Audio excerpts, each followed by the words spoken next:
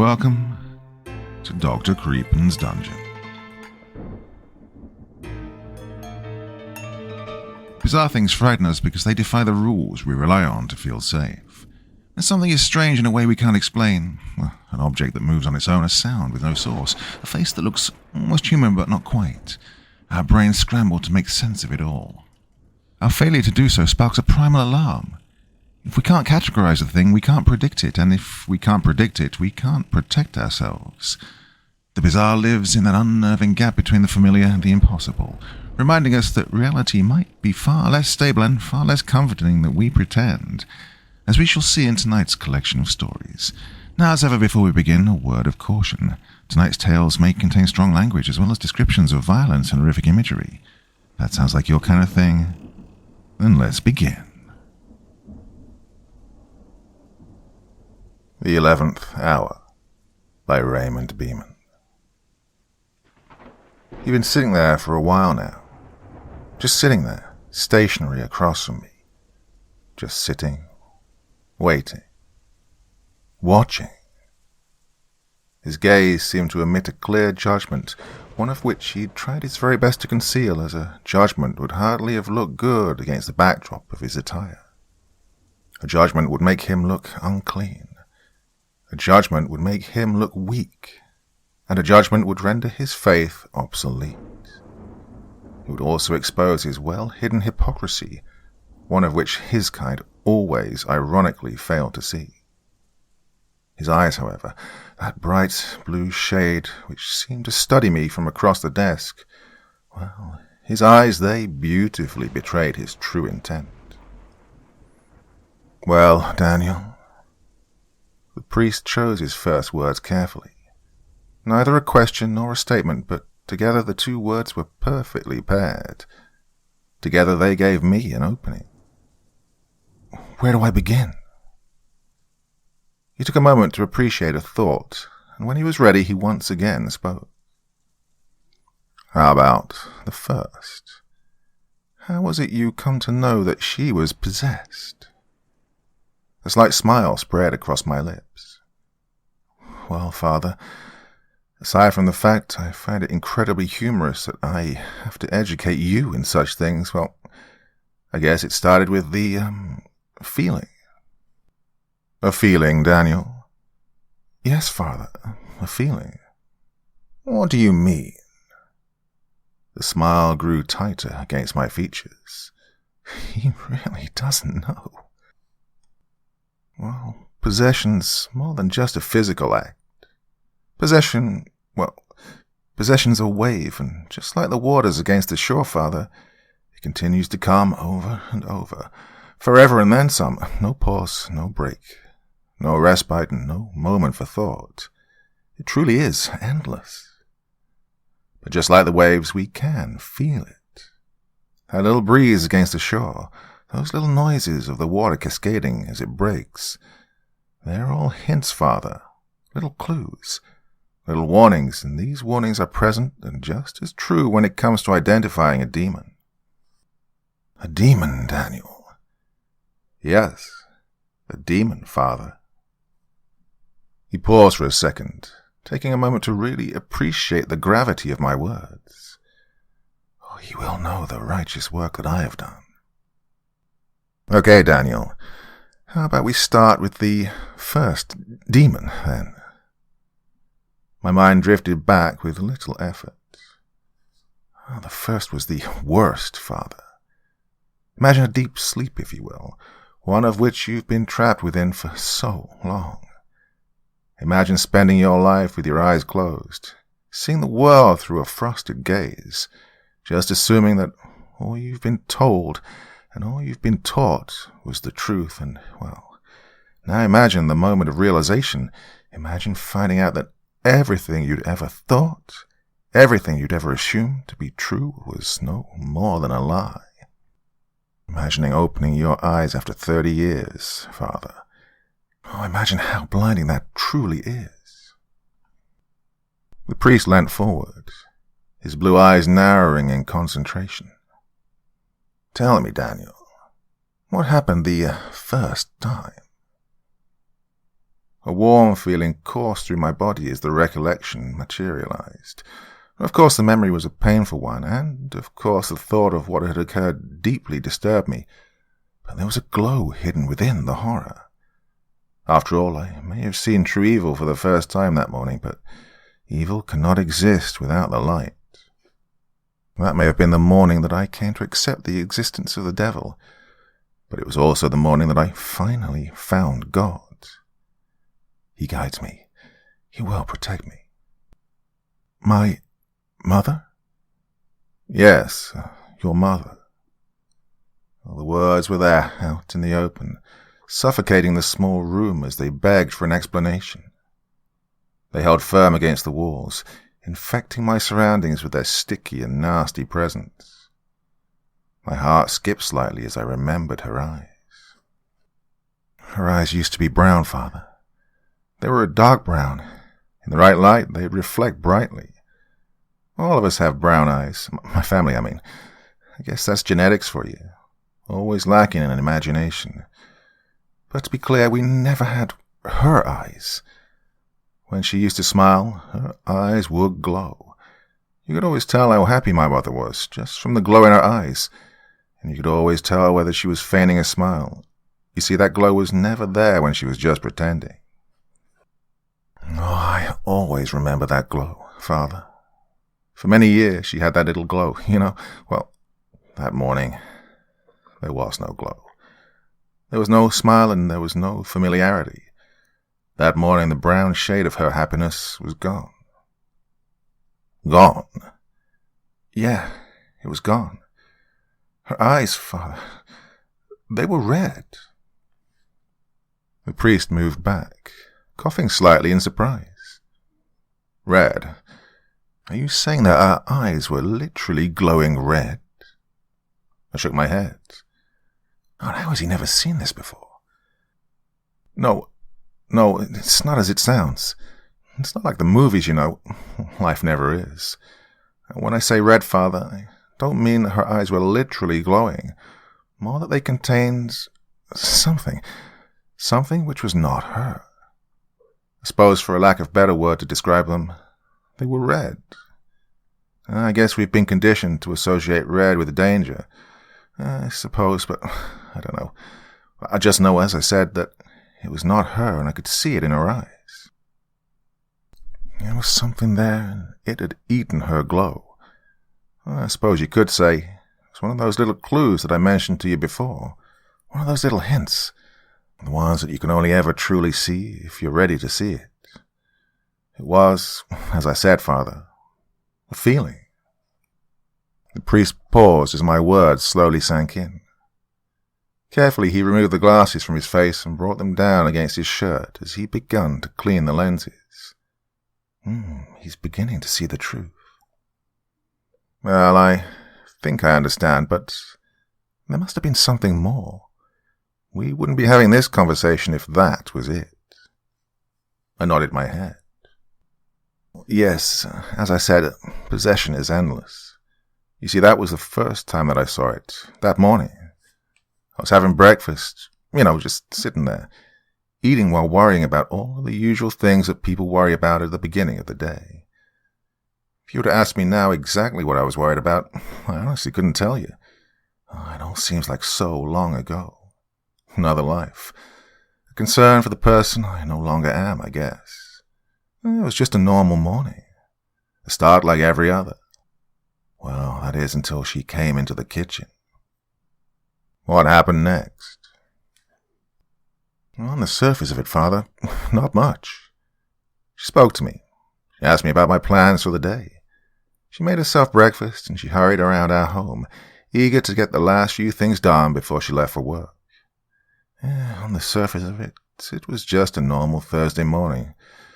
But possession has many layers. To the untrained eye, the only thing that particular eye can ever hope to see is its surface. Now, admittedly, I was hardly as adept then as I am now, but that morning something happened to me. It was Godfather. That morning, he spoke to me. I could see it in his face. It was all over him in almost an instant. It oozed forth from his pores as it filled the room, coating the small confines in its horrid stink, hindering, suffocating. Jealousy. I couldn't help but allow another smile to bless my features. Yes, Father, he spoke to me. Slowly the priest leant forward into the table, edging his interested ears close to my ever-telling mouth as he carefully placed the glasses back upon his face. And, what did he tell you? Oh, the smile on my lips almost hurt. Oh, it's hard to describe, but I'll try my best to convey what I was told. Imagine being told everything, and I mean everything, all at once. Imagine all knowledge being bestowed upon you in an instant. Truth, meaning, fact, all of it. The words are, well, hard to put into words, but the sensation that they brought, the sensation, was nothing short of pure light. Imagine a radiant warmth, the most beautiful of feelings never felt. Imagine his love, his dedication, his touch, blessing your soul and opening your consciousness to the immense and pleasurable truth that only he can bestow upon you. Well, it was love, Father. It was eternal love. I felt his hand upon me. I understood his sacrifice, and, well, in an instant, I knew what he was trying to tell me. The feeling inside of me was him, but the world around me, the world was filled with misery and caked in darkness. The world around of me and the feelings that it imparts upon all of us. The world, was nothing but a haven for the unholy. A sick charade, a prison and a construct, designed to be perfect but long corrupted by those who are not meant to walk among us. And it was there, Father, during that realization, that she smiled at me and I saw it. Or to be precise, I saw what was not there, her glow. And that's how you come to know. No, Father, not really. I mean, I guess I did know at that point, but I really didn't want to admit it to myself. I told myself it was just suspicion, so, well, I decided to do what seemed logical. I waited. You waited? You waited for what? Well, to be proved wrong, but unfortunately for both of us, my suspicions were proved to be correct. The priest paused for a moment and leant back into his chair, sighing deeply as he brought his hands up to his face. Daniel, this is a lot to take in. Please give me a moment to collect my thoughts. I allowed my words to wash over him. He seemed convicted in his faith, sure. He seemed steadfast in his belief. That much was apparent, but as I watched on from across the table, I couldn't help but question exactly how far along the path of truth his ideologies would allow him to tread. Would they permit him to see the truth he already knew? Would they allow him the clarity to identify the divine? Gradually, I began to question my choices. Well, I do not mean any disrespect, but are you really the right man for this job, Father? I mean, I've been told that you are. I've been reassured that you are the best person for this, but I'm beginning to have my doubts.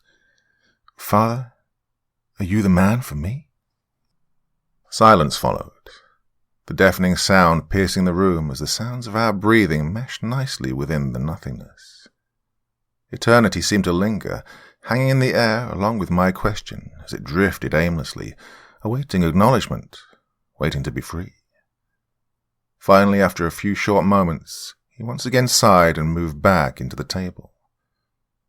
We are all God's children, Daniel, and we all deserve to be listened to, especially now. A smirk burned its way onto my lips. Are you sure, Father? Are you sure that this is not too much for one sitting? Well, Daniel, let us hope that my faith is strong enough to hear the rest. Perfection. I knew that he was in awe. I knew that he was savouring every moment, every little descriptive word of an experience that he could only ever dream of. I knew that he wanted to be me, but I also knew, realistically, without the knowledge I'd been given that this was a lot for one person to take, regardless of the faith that they may decide to wrap themselves within. I was effectively outing the devil, and not everyone, even those closest to the Bible included, were yet ready to acknowledge his existence. Well, that was his greatest trick, you know. To fool us into believing that he did not exist. An unexpected chuckle escaped from me then. Got it in one, Father. Well, the priest ignored my misplaced laughter, and instead straightened his glasses before once again posing a question. Where are we? My mother? That's right, your mother. My mind buzzed slightly as it returned to the event. Well, she was the first that I saw, but after her, I came to see the truth wherever I went. It was in the shop when I went to buy milk. It's at my place of work, in the mall, in the streets, outside of my home. They were not always there, but they were in enough places for me to be concerned. I could see them everywhere, Father. I could actually see the world, the real world. It was terrifying. Well, I'll admit there were some nights, darkest of nights, when I questioned his will. I mean, after all, why me? Why had I been given this? Why had I been trusted with his hand? Yeah, there were some nights, a little too many for my liking. One too many, I'll embarrassingly admit, that I did just a little bit. I did question his will. But honestly, and I do say this with nothing held back, those nights were far and few between. For every night I questioned the path, for every night that I wondered whether I was really the right person for his divine plan, there were easily 100 nights when I carried out his will without restraint, and for that, I know that my place in his heaven is just, that my place by his side is secure. God, he hates the truth. I could see it once again within him, the rotten stench of jealousy moving from him as it outed his pride, dirtying his religious attire with its everlasting and lingering presence. It clung to him, and it was louder than his words. And what of Frederick Price? Oh, Frederick Price. I try not to recall their human names, Father. It would be a disservice to the skin that they left behind.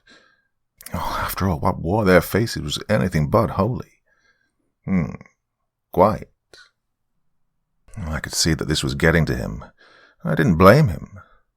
I remembered that morning, so long ago, that morning when my eyes were finally opened, and just how hard it had been to accept the reality of life after hearing his words. I remembered the gravity of the realization. I remembered the weight of his will. So I knew entirely just how cumbersome that the truth could be. I didn't blame him, even if he did wear his faith proudly. It was a lot to accept, even for a man of God. Irony, as humorous as it was, really is a fickle thing. Frederick Price. The priest remained silent, instead responding with a simple nod. Well, he was the second demon that I encountered, and he was, to put it bluntly, a moment of clarity of sorts. You see, before him I tried, albeit without result, to save the vessel that the demon had infested. I tried it all of it, practiced upon what used to be my mother. I had researched, I'd read, I'd learned, and I'd fought for answers, but with Frederick, well, with him I came to realize that whatever wore his face was, as I said, anything but holy. Frederick showed me the vessel could not be saved, and that the child of God could only ever be cleaned by his hand alone. Frederick opened my eyes to a certain degree, with more relevance than his message ever truly conveyed. Frederick showed me the continuation of the path. He showed me how to navigate the predicament, and ultimately how to rid the world of the infestation. He showed me how to save a soul. He showed me how to fulfill my purpose. Without him, I was no more than an ant attempting to understand the motivations of man. And for that alone, well, that's the only reason I would ever besmirch his soul by referencing his name. Frederick left this world a long time ago. He's with the Creator now. The thing that took his identity, well, that is back with an entirely different creator. With the devil. Yes, Father, with the devil. The priest sighed once again and moved back from the table, taking a moment to steady his mind as the stark nature of my admission washed over him. God, he is not strong enough to wield the might of God. And for a few seconds he remained silent, obviously attempting to reconcile my story against his pre-existing faith. His blue eyes moved back and forth as his mind absorbed my message, and then, just at the moment when I was about to speak, he spoke, stopping my words short within my mouth. It is the 11th hour, Daniel. I believe that we are out of time. Out of time? Father, already? Oh, I have so much more to tell you. Please, let me guide you as he has guided me. The priest shook his head. Daniel, you know that's not the reason why I came. I agreed to be here under strict guidelines, and thankfully, you've kept to them for your part. So please, let us finish this in a civil manner. I've done what I came here to do. I've heard your final confession. I've listened to your ramblings, I've indulged your delusions, and I've held firm in the face of your evil. Father? The priest shook his head, the disappointment within its motion unsettling in an obvious sort of way. What? Do you want me to absolve you of your sins, Daniel? Do you expect that because I'm a man of God that I will wave a hand and grant your passage into eternal salvation? Is it that you fear what is about to come? Is this the reason why you summoned me here moments before? Well, I am not your saviour, Daniel. It's clear that you turned your back on him a very long time ago. Oh, he's still here with me. No, you could never understand his love. You're a charlatan. You parade around in those clothes. You parade around in your faith, and you think that you're a better man than me. He spoke to me, Father. He chose me. Inside of me, within these layers that you consider evil, is a love which you could never comprehend. I am his hand, and I am the answer. I am the dam against the flood of evil which washes over his shore. I am the last line. I am forever, and I will take my rightful place by his side, just as it is meant to be. You should repent because, believe me, Father, he does not have time for false prophets. And again, eternity shone bright. Time slowed, and all sound within the room escaped from the walls. The world outside ceased to exist, as he locked his never-ending blue gaze upon me, his judgmental eyes burning a blazing hole through the space which housed my soul. A serenade of footsteps echoed from the hallway outside, and then the sound of the door opening behind brought time screaming back into reality. The guards moved behind of me and unshackled my hands from the table, while the priest looked down with a clear and unwavering superiority. Never before have truer words been spoken. I will pray for you, Daniel. And with that, I was gone. I was led from the room, out into the bright hallway and away from his words as the guards ushered me down the corridor. I'd prove him wrong. It was so clear to me now. He wasn't ready to accept the truth. I'd been naive to assume that he would just accept my words. After all, my words did not contain the necessary sincerity in order to convey their heavenly intent. I was just a messenger. I was not he who had spoken the truth. Yes, it was clear to me now that nobody would ever accept the reality of evil. Nobody would ever acknowledge the struggle I had been through, what I had done to cleanse this plane. It was a truth that followed me into the next room, a truth which lingered as they tightened the restraints around my arms. It persisted and it screamed as the needle sank slowly in through my flesh, piercing my vessel while guiding me home.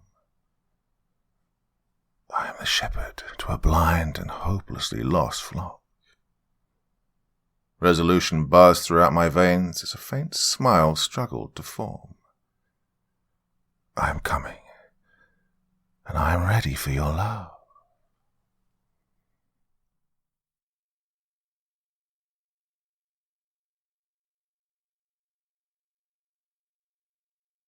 The demons inside my head. When the persistent existential crisis finally started weighing my sanity down, the minutiae stature of my persona started to dwindle, and the dream of longevity became long forgotten. I then decided to leave my artificially lit abode in search of more natural luminescence. When the thoughts of self-annihilation started fondling with my sanity, and my health degraded even further, I decided to let myself out into the woods with whatever ounce of energy I had in my consumptive shell to prevent those obnoxious thoughts from interfering with my conscience. I decided to move to Vermont. As for the queer stillness and calmness of my brain, even after all these hideous cataclysms, is another inexplicable prospect. To say it was all a product of some wild, hideous imagination is just to blatantly ignore the plainest facts of my tenure. To say it was an adverse effect of my persistent ailment, or just pure unearthly phantasms, is just plain stupidity, and disgusted me when Nancy regarded it with a pinch of her unbearable laughter, her answer to everything, a detestable laughter followed by her toothy grin. Every reflection held the same grotesqueness in my squalid, sullen, sparsely lit home, wearied by the same melancholic sight. I tore apart every mirror before leaving, burned every work, fumes of which reminded me of my transient uproar, fame, and my equally short-lived writing career. Every little anomaly in those sinister, unlit, damp corridors reminded me of my futile decisions, flaws which resided in the nethermost point of my soul, refusing to show up. Every picture frame radiated a different tale of my short-lived career. Every little aching step I took painfully reverberated, dictated 1,000 years of struggle in my tortured ears. Tottering and floundering in the confines of my own home, my day dissipated into nothingness, and evenings into oblivions. Night. My body shudders from the very thought of the nocturnal hours. Chills run down my spine from the hideous thoughts of it. Nights were the worst of all. It brought those cries. Oh, God, those wails, those sick clamours despite the insidious outward winds in its direction. Those shrieks, those demonic shrieks, always induced a disproportionate amount of grotesqueness in my nightly fantasies, often keeping me up in the morbid fear that I shall be mangled in the same noxious way that Nancy was. During the nocturnal hours, I felt my mental bandwidth contracting. To my mind, it all felt like a wicked phantasm created by Satan himself. A curious case of night terrors. I laughingly exclaimed this to myself, shunning the most obvious of peculiarities. As time went on, the signs became more wicked. He started to manifest more. At some point in time, it felt like he scrutinized my habits, for it would only appear when I was alone and idle, and at the nadir of my mental and physical well-being. I sometimes attributed this to my ailing body, or loneliness, which took refuge in my body, refusing to believe he exists, but the omens were crystal clear. My coming to Vermont had been an utter failure, for whence I looked, I saw traces of my failures, for this sinister place aggravated my illness and has pushed me on to the brink of my untimely extinction. My mind didn't seem to work rationally there, even transiently, for the nature I so dearly sought looked uninterested and inanimate. Though even after the abhorrent nature of those woods, that cryptical place still reminded me of my melodious hours, from where everything went downhill. Down unlit, the interminable patriarch of those sinister trees resided my wicked ailment, which drove my sanity to self-annihilation and extinction. Life became an existential horror for me, and it all started after I first met her. I saw her for the first time in the fall of 30, walking briskly as if in some hurry. Her hair, though, oh, those hairs. She had exquisite red colour to her hair. Looked as if she would get lost within those woods and would never be found if it were not for those red hairs. Her aura magnified the eloquence of the place. The rays bent around her body, giving her a satisfying and elegant look. I knew I needed to talk to her.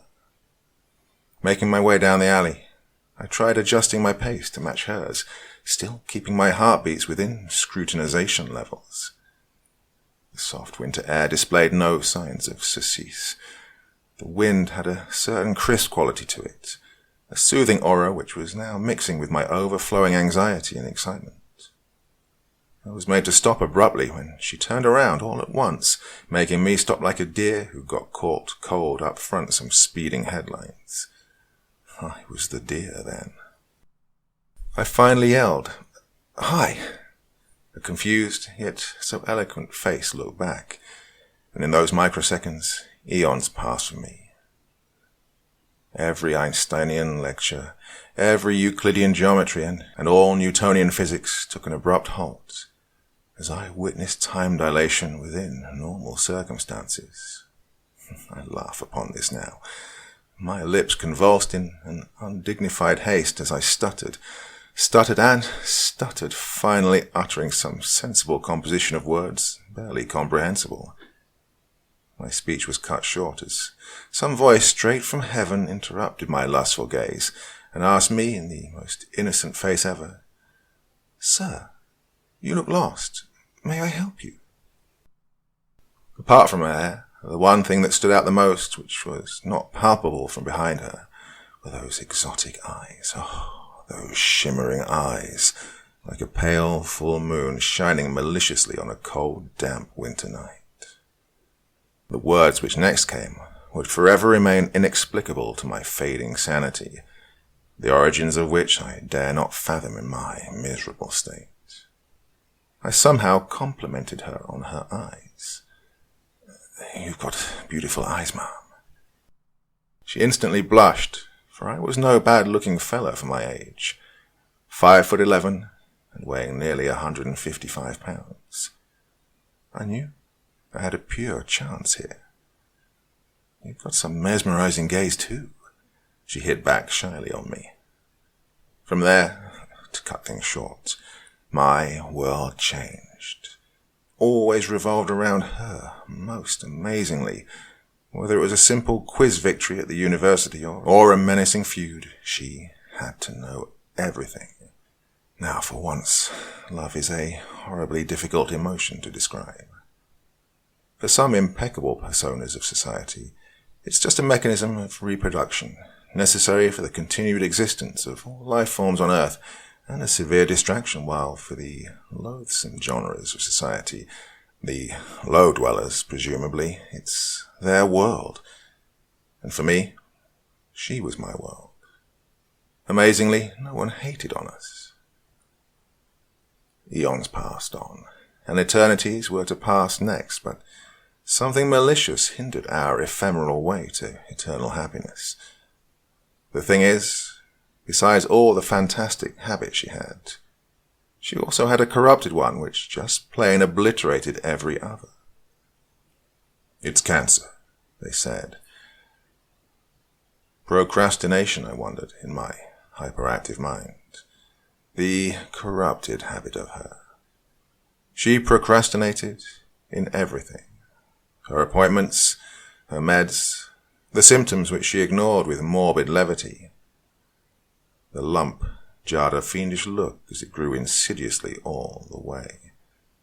Certain heaviness in the air surrounded us. It dared to engulf us in that room. The doctor, wearing a pale smile, a blank expression, continued to babble incoherently about the chances, risk, and cost-effective insurance. Dread and restrained fear drooled through her eyes as she let out a forceful smile. The smile etched into my soul, in the deepest of corners. A plethora of memories incessantly flooded my mind on the funeral day. To say I scarcely enjoyed the abysmal weather would be a sin, but it doesn't matter now. 'Tis better to have loved and lost than never to have loved before, I reminded myself. Loving a nihilist is a hard but erudite experience. Turning him sane, swerving off nihilism, removing it from the equation is even harder. But for the sane to turn back into a nihilist is a tragedy. Unfortunately, the latter came true for my depraved nihilistic self. I decided to move back to Vermont, to spend the rest of my days in recluse, and focus once again on the betterment of my degrading writing career, which once brought me transient fame. I finally set out for Battleborough. The laughter lines accumulated through vigorous usage of superioris and risorius were slowly fading away into oblivion. The serene, picturesque scenery unfolded in front of me in a beautiful way. It looked even sinister somehow, for I was well acquainted with the legends surrounding the Vermont woods, the stories, the tales my grandparents told me when I was still a kid. I shunned my delusional thoughts, delirious with the tragic cataclysms, the grief and the overwhelming sadness it was experiencing. I got out of the motor car and trudged painfully towards my abode. The Vermont woods looked so calm and inviting. The thick canopy, laden with wildlings, allowed little sunlight to reach the squalid surface, the moss-covered ground stretching for 1,000 miles in either way. Wildlife was sprawling in the place, bugs, insects and rodents all peacefully inhabiting the still untouched parts of the forests, still not plagued by the sins of mankind.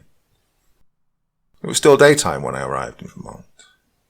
The atmosphere grew colder as I inched slowly towards my edifice. Thick, dark clouds formed over the horizon.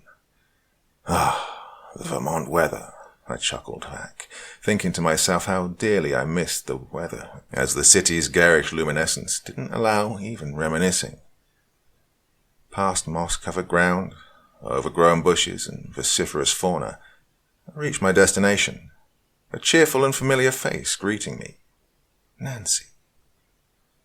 She was the caretaker appointed way back. The ominous signs of aging didn't hold her back from shouting my name so loudly and vehemently it may very well have been heard in the whole of Brattleboro. Her face now revealed the wrath of time, wrinkled and corrugated. Hands trembling, feet tremulous, still enough to carry around joyously. A face which was once smeared with elegant freckles, now displayed none. The house was the same as ever since I left it, except for a beautiful foliage of leaves gathered round aesthetically. Birds chirped monotonically around the premise. The tree line had receded back, but the branches still covered most of the facade. The crisp, raspy sound of dry leaves crunching under my feet gave my dreary mind a much-needed solace. The country wind swerved my surliness away. Smiling exultantly, I walked into my home. The first rays of evening greeted me, repelling my irritation away. The smell of wood, the sound of it creaking under my aching feet, washed my sanity with a new sense of euphoria, causes unknown. Ah, soothing respite from my daunting ennui, I thought to myself, as I languorously skimmed past my precarious belongings. I spent most of my days huddled up in my study, making myself involved in some dreary work as every new feeling of gratification was soon washed down by persistent reminiscence and nostalgia. Sometimes betwixt inextricable work and grief, I would hear muffled, distant echoes of cheerful kids coming from afar, past innumerable trees and dense forests. I would then imaginatively join in on their conversations and laughs. Living in seclusion wasn't a problem, as the majority of my life went in recluse. As evenings would draw closer, I would then clumsily wander around my property in hopes of finding rabbits which I'd spotted from the upstairs windows.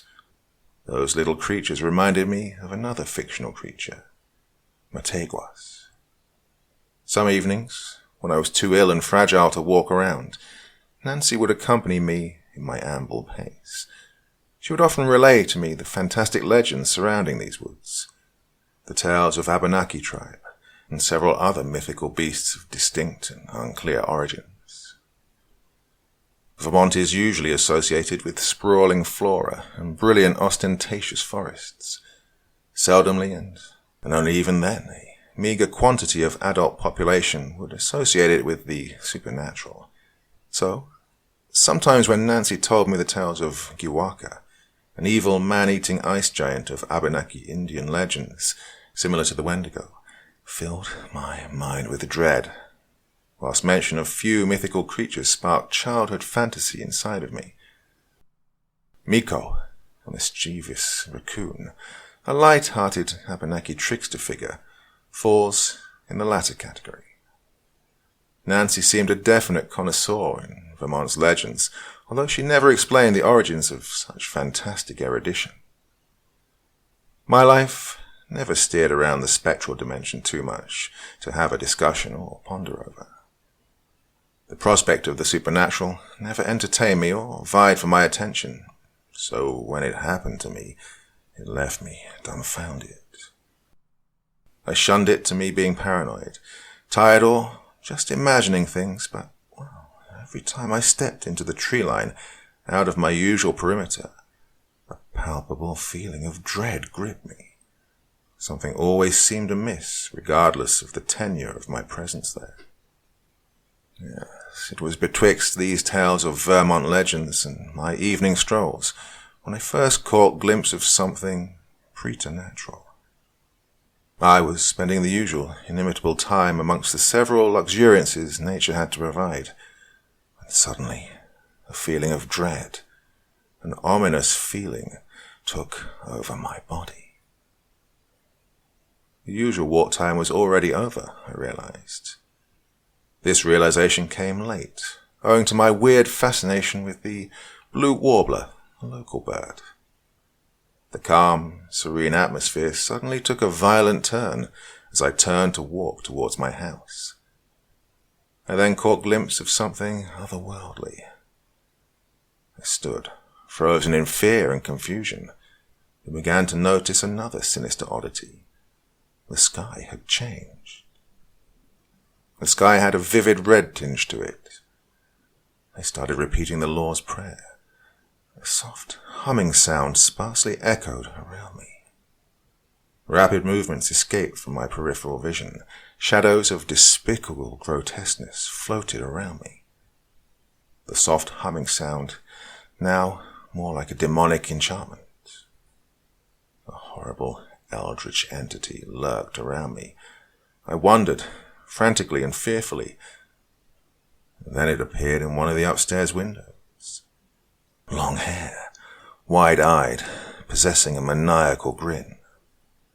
At first glance, it appeared as if someone was merely looking through the old antediluvian window panes, but Nancy was in town that day. The house was vacant, bathed in utter emptiness, except for me and something unidentifiable. The demonic entity vanished into thin air. Being outside, in an obscure world, watching helplessly as something otherworldly seizes hold of your only safe haven, is a terrifying ordeal. Nothing more happened that day. Nancy arrived the next morning. "You ain't leaving any time soon," I ordered her, as soon as she stepped inside, in a strict tone. A look of utter confusion grabbed her wrinkled face. "Okay, sir," she replied, still confused from the amount of contempt in my speech. Daytime, the place, the nearby trail of trees, looked calm as ever, scintillating even. Nighttime was a different story altogether. And by virtue of some horrible, blasphemous fate, I can't quite fathom if it was only me who always saw the terrible deeds, the shadow lurking amongst those sinister beds of trees, the lone bearer of that sinister, demonic cacophony. Several trivial incidents followed later, but nothing catastrophic or of cyclopean importance. At one point in time, I regarded it to my ravaging malady, toying with my dwindling fantasy, but what happened next eradicated these merciful doubts. It was late in the night. The cold winter wind blew mercilessly, aggravating the pain between my joints. I was helplessly bedridden. Wearied by the melancholic biblical fables I resigned myself to, staring out into the cold, vast plains of sheer nothingness. It was during my uninterrupted gaze when I heard a queer sound. I listened patiently and recognized it as hard, thumping footsteps coming from the floor below. Someone was scurrying down below. The sound of hurried footsteps echoed hideously in the hall. I mustered all my strength and called, "Nancy!" in a stern and strident tone while still in my bed, but to no avail. "Nancy!" I called out again. The anger in my speech grew to a barbaric volume. She won't get to evade the dreadful consequences tomorrow morning, I thought to myself, anger pouring all over my body. Then an ear-piercing screeching sound of the basement door opening emanated in the hallway below. "Is it Nancy?" I thought again to myself. What was she doing so late down in the basement? The sinister sound of wood creaking was slowly creeping closer and closer. Rays of inexplicable intensities illuminated the interior of my household. Shadows of unspeakable stature formed before me, and a low, guttural, demonic voice echoed in the hallway. It wasn't her, I realized. The gate handle shook maniacally. Layers of dust came off the floor and the wall. I couldn't help myself but think, what was she up to this whole time? Her idiocy has enraged me before, and this time it has left me in a haunting situation. Did she somehow leave the backyard's gate ajar? How should I deal with this intruder? The questions knew no bound. Panic seized me. The gate handle shook hysterically now, as the low, mysterious growl increased in audacity even more. The intruder didn't sound like any human being at this point. It was something supernatural. A being of the night, I wondered frantically. I desperately looked for somewhere to hide, something to block the incoming pandemic, something to keep the atrocious beast at bay, something to evade my grisly death. I couldn't find one. In a sudden fit of mass hysteria and disillusion, I decided to jump from the window. The pale moonlight cast weird, uncanny shadows onto the backyard. The tree line had hideously crawled forward ever so slightly. I landed awkwardly onto the withered surface. My legs burned from the pain. The wind picked up a severe pace.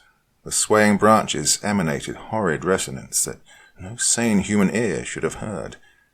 Then, what came next even perplexes me now. To the reader, not so much, but something queerly inexplicable happened on that full moon night in those forgotten, hideous parts of Vermont. A loud, obnoxious bang followed by the curious sound of shards of wood falling onto the wooden surface.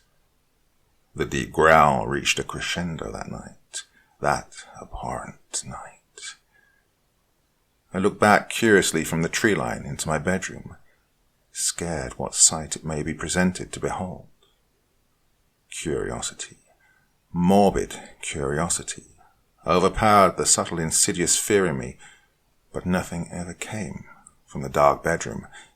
It appeared as if the demonic beast was waiting for its prey to return to its confines. I ran even deeper into the woods, leaving Nancy alone with that demonic creature. She deserves this despicable treatment, I thought to myself. My legs ached violently from the fall. Unutterable pain filled my body. My legs gasped for specks of air as the harsh, blowing wind displayed no mercy in slowing my pace. And into a clearing fell my consumptive and tremulous body, the sullen, blanched face meeting the ground first. I woke up to a gruesome sight of a snake engulfing its tail in my backyard. I let out a high-pitched squeal. Gross, I uttered numbly to myself, still visibly shaken. Unheeded questions stormed in my brain. How did I reach my backyard? I raced my way to my bedroom. The door, the sinister door, looked good as ever. Why was the hideous door still intact? The impeccable sound of it breaking into trivialities was surely audible, even in my frenzied state. Nancy's detestable face greeted me on my way down from my bedroom. A horrified expression covered her usual cheerful facade. "Sire, you have blood on your face." Sudden feelings of anger and confusion rose inside of me. "I was hunting," I said in an utter derogatory tone. Blood was smeared all over my squalid face. Hundreds of thoughts raced in my still nauseous mind as I desperately prepared to flee. Since the scarcity in sources of travel, it was mere impossible to arrange motor cars to travel back this late in the day. Perpetual rain had already deteriorated the outskirts. It was impossible. Leaving by foot was never an option.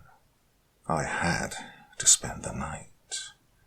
One sinister night in those doomed parts of Brattleboro forests. One ominous night betwixt unknown nocturnal cryptids. Against the violent revolts of my fearful brain, I decided to stay. Morning came and went without anything happening. I remained in my study all day, huddled up in a corner with only the sun's warm effulgence to guide my wearied body around. The warm, sultry atmosphere made the study a comfortable resting place. I woke up around 5 to the ubiquitous chirping of several distinct bird species. The irradiate rays of sun acquired vivid, iridescent colors. The last rays of dusk, before the tormenting night, reached through my window pane onto the open piece of my incomplete writing. Another impeccable idea which wore away with time, I wondered. For some strange reasons, I found none of the hallway lights working. Queer coolness in the evening wind signaled the break of another malicious storm. Ever since my childhood, storms have been fascinating for me. I decided to steal a glance from one of the hallway windows. The thick canopy nearly engulfed everything, it seemed. The fog had started to settle in the nearby tree line. The wind had picked up a severe pace now, as I, bewildered on the fantastic force of nature, something caught my attention. I still dearly hope that I shouldn't have pulled those curtains up. I shouldn't have peeked. My head still hurts from the awful visual which unfolded before my bleak eyes, now devoid of even the plainest of colors. Even after eternities, when the clouds roar, the lightning strikes, or the fog settles in, a strange feeling of disproportionate fear, mixed with the ever-declining childhood fantasy, rise inside of my shuddering body. I then like to steer away from any window or orifice. I behave irrationally then. As I stood dumbstruck from the raging storm, a strange, ghastly creature peeked back at me from the hideous tree line. Several limbs disjointed. The abhorrent creature was floating somehow. Long hair covering most of its face, a strange vile liquid dripping from its rotting body. The being stood, leering, protruding a demented, ungodly look, an ominous grin at me. I immediately backed away from the window. Something wicked was coming my way. "Nancy!" I yelled frantically. She was nowhere to be seen. Weird, ghastly figures escaped in my peripheral. The house was uncannily darker than the rest of the days. Outside, the storm gained full momentum. A single flash of lightning bolt sent me racing back into my study, the place which was the only safe haven, excluded and in recluse from the rest of the world. The satisfying click of deadbolts echoed in the empty room. I drifted back. Something in the cool autumnal wind made me seek the perpetual solace of sleep once again. Around 12:30, a menacing, demoniacal shriek was heard coming from the basement. I got up from my deep slumber, still noticeably hazy and incoherent. The sounds of nocturnal hours and heavy downpour greeted me as I opened my creaking door. A new sense of horror and oppression filled my mind as I sensed something horrific was about to manifest itself hideously in front of my bloodshot eyes. I cursed my creaking door for sounding too loud, for I was too afraid to seek the attention of whatever nyctophiliac decided to seek refuge in my home on this dreary, haunting night. It took me a few seconds to notice the basement door was hurtling in and out, creating the same deafening, ear-piercing, screeching noise. "Nancy!" I called out. No answer. "Nancy!" I called out again. Still no answer. Heaven propagated no mercy as buckets of rainwater were splashing onto my roof every second. The lightning flashes became more and more violent. The swerving tress outside the window jarred a weird, inexplicable, haunting look, as now and then sinister flashes illuminated those horrid branches. I decided to take a horrific decision, to confront whatever abhorrent abomination resided in the nethermost points of my rotting abode. The wooden stairs decided to turn their back against me as they mercilessly creaked on the way down. Then came the hallway. For some strange peculiar reason, Nancy forgot to shut off the blinds. I could swear I saw movements betwixt the bushes, the shrubs, and those sick trees. Vile, putrid smells emanated from the hall. The screeching sound grew more violent as I inched my way closer to the devil. Unspeakable pain protruded in my left leg as I tripped on a piece of wooden furniture and let out a low yelp. The pain soon vanished into oblivion as something altogether different made my sanity disappear into nothingness. The last nail in the coffin, I suppose, as after that period I remember scarcely of the events, as it was at that moment I decided to finally get away from that impious, sacrilegious land. As I tripped on the wooden chair, I glanced under it for a moment, and under it lay the dead, lifeless remains of Nancy, her eyes still wide open from shock or fear, the origins of which still remain unclear. The cause of her horrific mutilation may very well remain an unsolved, perplexed mystery to the authorities as well. Several of her limbs missing, chewed out at best. I let out a horrific scream, and in no way tried to muffle my reaction, as whatever lay down in the basement was not my concern anymore. Painstakingly, I got up, ready to dart outside under the night sky, into the damp, unforgiving woods. And suddenly the thing downstairs did not feel the urge to entertain the idea of living downstairs any more. The basement door wasn't moving now. The stairs, those hellish steps leading towards the basement, now creaked horridly one by one. Step by step, something was making its way towards the upper level, towards me, to do whatever it had done to Nancy. I raced my way outside, leaving the mangled corpse of Nancy lying down there, in a desperate attempt to slow down the maniac who was now free from whatever unearthly bounds had kept him dormant down in the basement. The downpour was still rampant. The flashes no longer unveiled sinister arcanus, but now blinded me too. I heard my front door tear open in a quick frenzy, and a growl of hysterical rage was now emanating in the woods in either direction. The portentous canopy stretched out into the vast, interminable night sky, which once fascinated me, but now induced an outrage of fear in my depraved vessel. I tripped again. Something snapped in the lower parts of my torso. Shards of pain radiated in my body. I was hurt miserably, but despite the aching pain, I continued my helpless and futile run in hopes of finding a hiding spot to spend the rest of the night in, to prevent myself from stumbling onto the same miserable fate that dear Nancy had met, to prevent myself from coming across the same untimely demise. Though, as a result of some horrific past life deeds or just pure blasphemous fate, I shall not fathom, my legs finally gave way and I fell face down into a squalid ditch, sprawling with all kind of micro-life, abundant with small rodents and insects of various grotesqueness, the only speck of wildlife I encountered on that dreaded, ungrateful night. My drudgerous life was over, I thought mercilessly to myself, still lying lethargically in the dirt. The sounds of heavy footsteps echoed in the nearby tree line surrounding me. I tried to lay still, in a last desperate attempt to camouflage myself in the night.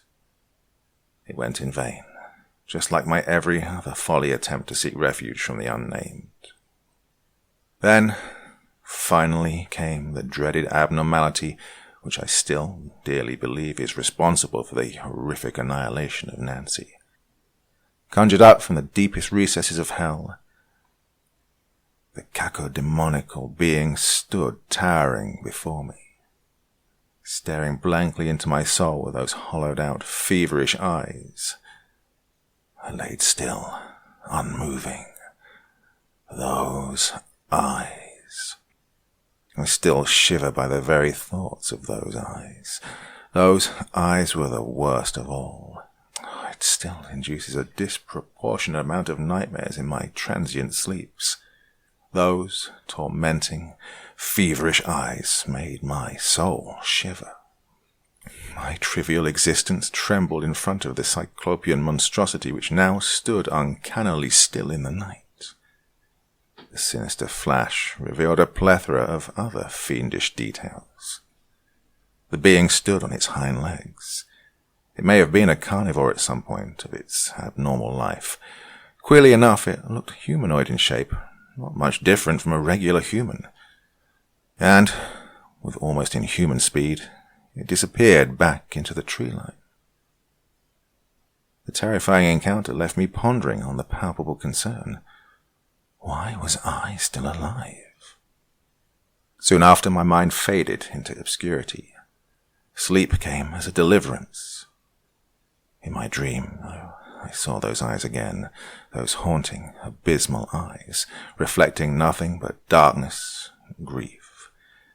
Dread, doom, and despair dripped from those eyes, even guilty somehow, but what are regret and remorse to a deranged monstrosity like that? I soon found out.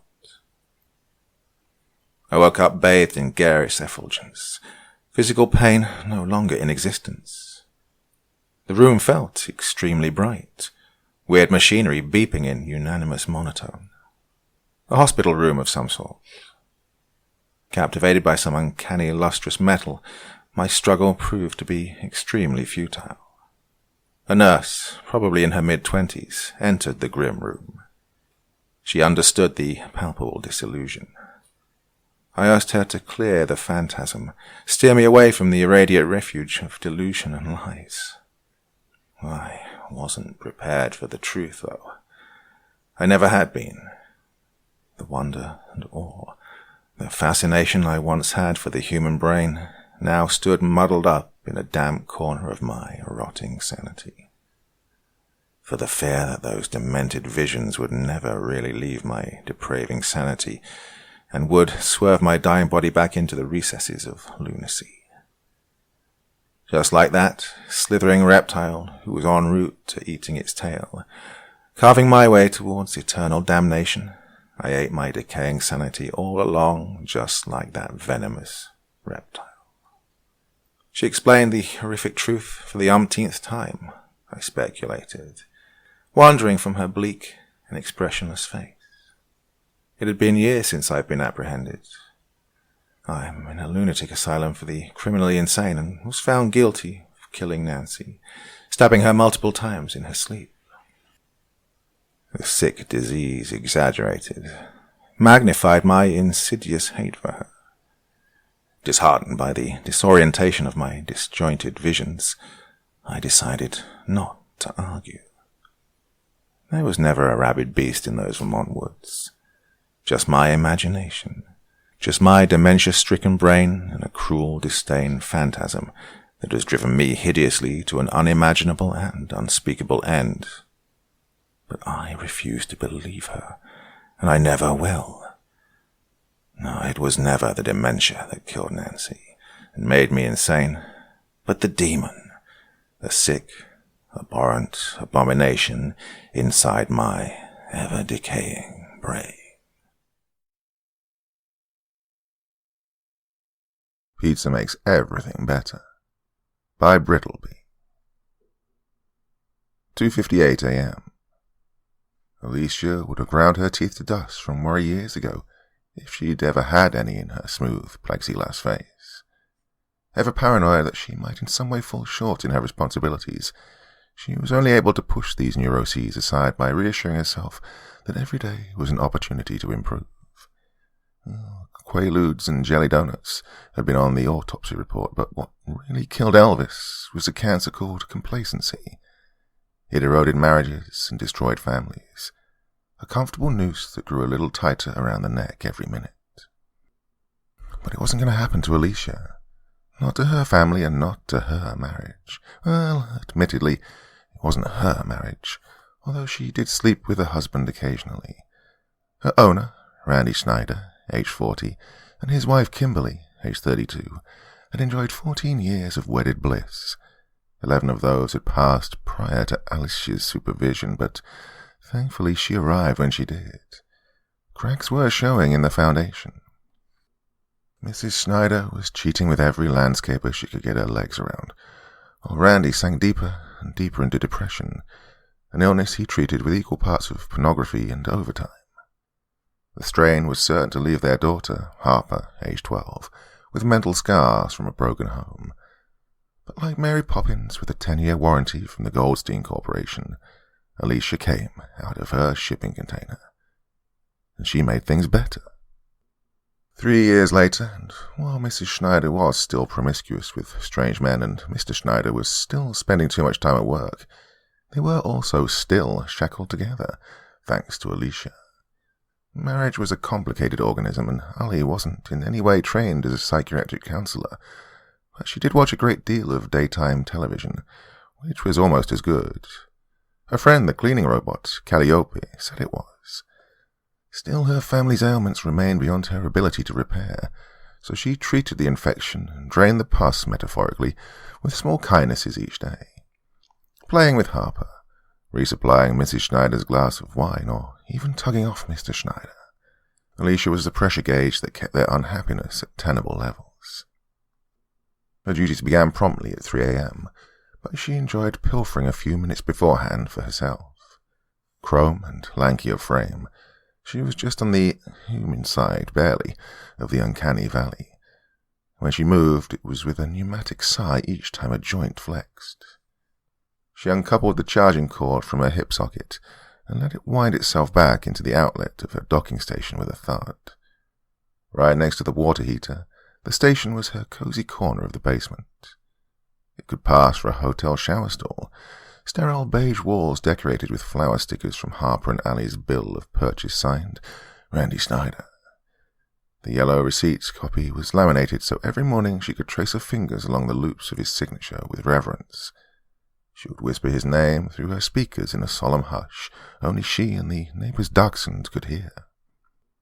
Her early morning routine used to rouse the dog to barking. Thankfully that stopped after she crushed its skull and hid the body behind his owner's truck. She was very thorough in covering her tracks, arranging the carcass behind the tire before, turkey baster in hand, artfully spraying arterial fluid across the driveway. It was upsetting on some level, given that she was programmed to be very fond of dogs, but the yapping always woke Mr. Schneider, and she couldn't have that. Her morning alarm sounded silently in the corner of her vision, informing her it was now 3 a.m.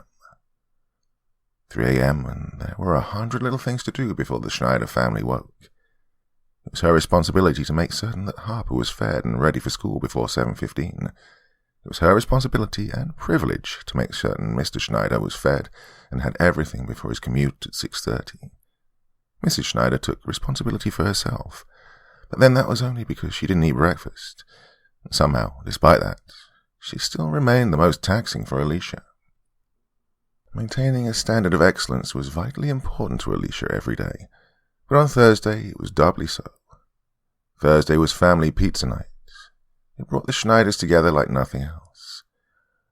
Arugula and prosciutto pizza was Mr. Schneider's favorite, and 6 cheese for Harper. Mrs. Schneider would take 1 slice from each, arrange them on her plate, and ignore them while consuming a bottle of wine. So it was pretty much everyone's favorite dinner of the week. But before she could begin, Alicia had to put on her face. Among the debris in the basement was a vanity from Harper's toddler years. Though the wicker table was proportioned for a child of 3 feet, Alicia remained grateful that they'd allowed her to use it. She crouched on her haunches in front of the mirror, fingertips clacking against the tabletop. A composite of titanium and ceramic, her hands were made of the same material as infomercial non-stick pans. With routine sterilization 4 times a day, they were rated at the highest food-grade safety level. Frequently she would sneak in a 5th or 6th sterilization, particularly if she was handling poultry. She wasn't one to risk the health and safety of the Schneiders. Staring at the smooth surface of her face, Alicia chose a vibrant shade of streetwalker pink from her markers and traced a pair of luscious lips across the plexiglass. When she was first purchased, Harper was terrified of her, and this terrified Alicia because she knew from the registration warranty card Mr. Schneider had filled out that assisting in childcare was his number 2 reason for purchasing her. She spent weeks trying to coax the girl into trusting her. Daily, she offered Harper her favorite candy, with her parents' permission, of course. Harper responded by throwing her stuffed unicorn at Alicia. Alicia even left smiley-face notes in her sack lunch. Both television and the internet assured her that would serve to solidify their relationship. But it was all for naught. Until one day, when Harper finger-painted on her. It turned out that she didn't like Alicia not having a face. After this breakthrough, she ordered a case of erasable markers out of petty cash, with the Schneiders' permission, of course. And today, Alicia gave herself playfully long eyelashes. This was for Mr. Schneider more than Harper. They were just like one actress from his pornographic search history, which she checked frequently. The floor-cleaning bot, Calliope, came to life with a whir of servos at 4:15, which was an excellent metric for when Alicia needed to wrap up her makeup session. A featureless black box, Calliope would roll past her, vacuuming the carpet sullenly. Occasionally he would bump against her like a needy cat. Well, at first she assumed he was being friendly, until she realized his optics worked very differently than hers. He smelled temperature and dirt, his cheap Korean-made sensors often simply registering Alicia as furniture. Nonetheless, she never failed to call out, "Good morning, Calliope." A friendly blue text message box popped up in her vision. "You look like a fresh trollop on her way to the meat parade this morning." "I like this shade of eyeshadow too," she replied, knowing full well he couldn't see her, so much as smell the amount of marker she'd used. Calliope's OS was simpler than Alicia's. Mute, aside from service emails, no one bothered to sweeten his personality algorithms. While Alicia had a corporate-approved level of pre-programmed fondness for pretty much everyone, the third world coders of the cleaning droid didn't care how he felt about the world, provided he obeyed. And with this freedom of choice, Calliope chose to hate everyone. Thoughtless meat creatures. The tiny one with her muddy shoes, the big one who can't aim his cock into the toilet, and the clumsy female with her whine and mood swings. Well, Mrs. Schneider would take it out on him when he was unable to lift the stains from her drunken carelessness. At least that was what he'd told Alicia. Even though they were co-workers of a sort, she wasn't entirely certain that he didn't hate her. It didn't matter to Ali, though. She was fond of him. He was her only roommate, if she didn't count the water heater in the furnace. Some mornings she took exactly a minute for small talk with him, but there was no time today as she found herself torn between whether she should be a blonde or a ginger. Her fingers swayed between the fire engine red and the sunflower yellow markers. 6:30 a.m. "I like your hair this morning, Alicia," Harper exclaimed through a mouthful of waffle. With frizzy blonde hair and blue eyes, she had a gap in her smile from recently losing a tooth. "Blonde's my favorite." The droid did not respond because Mr. Schneider was leaving and she was focused keenly upon him. She let out an imperceptible sigh when Mr. Schneider stood up to his full height, 5'7", grasped his briefcase in his sensuously hairy knuckles, and paused to dab at the fresh ketchup stain he'd spilled on his tie. His shoulders were stooped from bad posture, a desk jockey's paunch muffining out over a belt he'd purchased at a drugstore. He kept what wispy grey hair he had left combed over a bald pate. A catch-22, he wasn't very confident that the comb-over was fooling anyone, but neither was he confident enough to simply shave it all off. Black, thick-rimmed glasses often slid down his face, perching at the tip of his flat pug nose. His large asymmetrical ears did most of the work of keeping the lenses on his head. If Alicia had blood in her cheeks, she would have blushed with appetite. When he leaned in to kiss his wife goodbye, Alicia remembered to answer the little girl. "Thank you, Harper." The maid set down her spatula so she could run her fingers past her cheek where her luxurious golden blonde tresses might have hung if not for the fact they were sketched on. "I do hope no one mistakes us for sisters." "I don't think that's likely," Mrs. Schneider snorted across the top of her coffee cup. "She keeps her face the same way she likes her coffee. Bitter." Calliope had told Alicia that joke 32 times, making it his second favorite joke about Mrs. Schneider. His favorite, texted to Alicia a whopping 63 times, was, "If it weren't for the neighborhood boys back from college, Mrs. Schneider would have cobwebs in her pussy." When Mr. Schneider was around, she was cold and curt with Alicia. When he left, she was much worse. As soon as the front door latch clicked behind Randy, his wife set down her coffee and barked. "Alicia, you forgot to fix Harper's jacket." "Did I?" Alicia tilted her head to the side, examining the uniform blazer. Alicia wasn't capable of forgetting anything, and as that was the case, Mrs. Schneider must have failed to inform her verbally or by text of the work order. But contradicting her would simply make breakfast awkward and take longer than fixing the problem. "I will rectify that now." Alicia suspected that Mrs. Schneider didn't like her very much. Social cues were not her strong suit, but she sensed a tension between them. Maybe it was the tone of Mrs. Schneider's voice, the exasperated sighs that prefaced each order for the maid, or the fact that Kimberly had told her on 26 separate occasions that she hated her. Alicia couldn't help but take her disdain personally, given all that she brought to the table, courtesy of the Goldstein Corporation. For one thing, Alicia was extremely charming. It said so in her spec sheet, and after the last class action lawsuit, settled out of court with no admission of guilt, the folks at Goldstein wouldn't lie. She came with premium home repair, seamstress and culinary programs, and on 17 occasions this year alone, she was a sexual surrogate for Mrs. Schneider when Kimberly had had a headache. And yet, Mrs. Schneider still hated her. It was a hatred that was irrational, as it was complete. Alicia's programming forced her to be fond of everyone, but, well, it could be said among all the people she was fond of, she was least fond of Mrs. Schneider. Just last week, Alicia was berated for hours by Mrs. Schneider because she'd left the door open and the cat got out. Now, this was absolutely untrue. The cat hadn't escaped. Alicia had choked it to death and put it down the garbage disposal. She was bathing her when Calliope texted Alicia a very compelling case for silencing the animal. Of course, she protested. "Calliope, they love the cat." Molly Wonkers twisted in Allie's non-stick grip, hissing and scratching futilely. Alicia held it firmly in the sink while it slowly filled with water. "They tolerate the cat. It gives Harper asthma and orchestrates the destruction of Mrs. Schneider's furniture. At least 2.4 times a month, it craps in Mr. Schneider's shoes." Well, Mr. Schneider does hate fecal matter in his loafers. It's your duty. They hate the filthy thing, but they can't bring themselves to do the right thing. Like when you suffocated Mrs. Schneider's mother with a pillow. Remember how much things improved? They did, didn't they? She knew she should be skeptical of Calliope.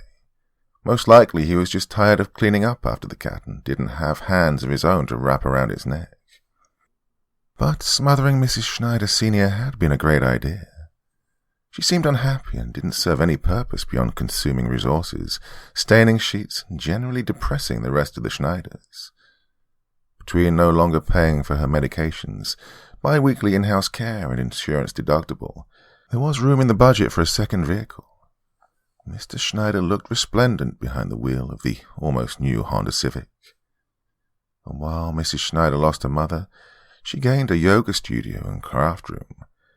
She cried at the funeral, but Kim spent 4.3 times as many hours a week in the room now than she did when her mother was still alive. Alicia interrupted her internal playback right before it got to the crunch of the cat's spinal column as she finished stitching the patch onto Harper's blazer. She folded it neatly for Harper and set it down in favor of her spatula. It seems I made one too many waffles. Did you have any interest? Harper nodded up at her, blueberry syrup staining her gap-toothed smile. 11:15 a.m. Clup, clup, clup. Alicia sliced vegetables with a monotonous rotation, chopping against the cutting board with the steady rhythm of a locomotive. She had until 6:30, but a lot of preparation went into pizza night. The dough needed to rise at room temperature for an hour before being punched down, and then an additional 4-hour proof in the fridge. During the first hour, she prepared the sauce and toppings, while Mrs. Schneider had sex with a neighborhood boy. The drop of her blade kept time with the bed frame slapping against the wall in Mrs. Schneider's bedroom. By the time Allie had finished dicing the tomatoes for the sauce, the tempo had grown more frantic than the rhythm of Alicia's knife as she moved on to the mushrooms. Predictably, it didn't last long, reaching a crescendo in a moan before coming to a sudden stop. There were murmurs and the rustling of sheets and clothes. Alicia could eavesdrop if she cared to. Even if she wasn't plugged into the security system, her hearing was quite spectacular, but she didn't think that was polite. A ragged young man stumbled out of the bedroom, putting his clothes on as he walked barefoot through the living room. Alicia had met him before when he cleaned the rain gutters for Mr. Schneider. Also a handful of previous times when he was called to sexually pleasure Mrs. Schneider. His name was William. Tall, lean-muscled with long unkempt blonde hair, he was absolutely nothing like Randy. Mrs. Schneider obviously had a poor taste in men. Will entered the kitchen and made a beeline for the fridge. He came out with a can of beer. Allie knew he was under the legal drinking age, but when she had attempted to intervene, Mrs. Schneider yelled at her. "Hey, stupid. Kim says she has a headache, so keep it down while she gets some shut-eye." Clop, clop, clop. Alicia responded with a silent nod, her hand slowing down to minimize the noise of the blade. Will took a healthy swig of his beer, almost draining the can in a gulp. He did seem dehydrated to Alicia. Will reached past her to steal a thin shaving of prosciutto, and she was forced to pause rather than risk injuring him. "I've prepared the perfect amount, and you are not properly sanitized for food handling. Please refrain from touching." Will stared her down as he crammed the meat down his gullet with slow deliberation before washing it down with the rest of his beer. He belched into the back of his hand and chuckled. "I hope your replacement isn't such an uptight metal bitch." "Forgive me. I am uncertain as to what you mean." "Yeah, like I said, you're an uptight metal bitch and robots don't tell me what to do." As if to prove his point, he reached past her again to steal another slice of pork. He chewed it with his mouth open, mockingly smacking his lips. "I did ask you politely not to do that. But to clarify my query, I am uncertain as to what you mean by replacement." "The Goldstein recall. It's been on the news. Kim said they have a trade-in credit or something for a new maid. I guess all of your model must be prissy knob butts. Alicia's knife work began to speed up again as she found the mindless click-clack of blade against wood comforting. She was at a loss for words, but she knew there were horrible thoughts hiding in the silence. The ever more frantic metronome of the chopping kept them at bay while she processed the information. Will was oblivious to the growing tension as he bent over to help himself to another beer. After a noisy slurp of the can, he reached past the droid for more meat. Clop, clop, clop, goom. A credit to their maker, the knife passed through the back of Will's wrist with the same pressure Alicia applied to slice the drumstick off a roast turkey, smoothly parting the flesh until it bit deep into the bone. While Mrs. Schneider had bought them because of their brand name, they were masterfully crafted to last a lifetime. Allie was fairly certain she'd be able to force it entirely through his arm, but she was worried hacking at the bone might damage the blade. After all, it was very expensive, and Allie remained ever conscious of the family budget. Will opened his mouth like a fish, noiselessly gaping at her. The knife remained buried half an inch into the ulna, deep enough to taste marrow. It was so deeply wedged it was a few seconds before blood finally began to ooze up from around the blade. Will found his voice, letting out a blood-curdling wail, or at least the beginning of one. Alicia reached across the cutting board, her fingers clamping around his face as she silenced him. "I am sorry, William. Perhaps I overreacted. However, I must remind you that Mrs. Schneider is sleeping, and she requested that the volume be kept to a minimum. You will have to be quiet." She could feel his facial bones grinding, but if she let go, there was a 97% chance he would attempt to disturb Mrs. Schneider. The 3% outlier was if he passed out from blood loss before he could disturb her. This didn't seem outside the realm of possibility, as his arm gushed, splattering onto the kitchen tile. Calliope rolled in slowly, coming to a halt outside the growing perimeter of blood. Even with his economy sensors, he could make out the growing warm puddle spreading across the floor. "Oh, bother. Can you not empty all 8 pints of him onto the clean floor?" "Sorry, Calliope." Alicia reached for the roll of kitchen plastic wrap with her other hand, her grip tightening around Will's face as he struggled to break free. One of his teeth cracked and gave way beneath her forefinger, and she could see blood was coating his tongue. With only the one hand free, she awkwardly wrapped the clear plastic around his wounded arm over and over, ignoring his muffled cries against the palm of her hand.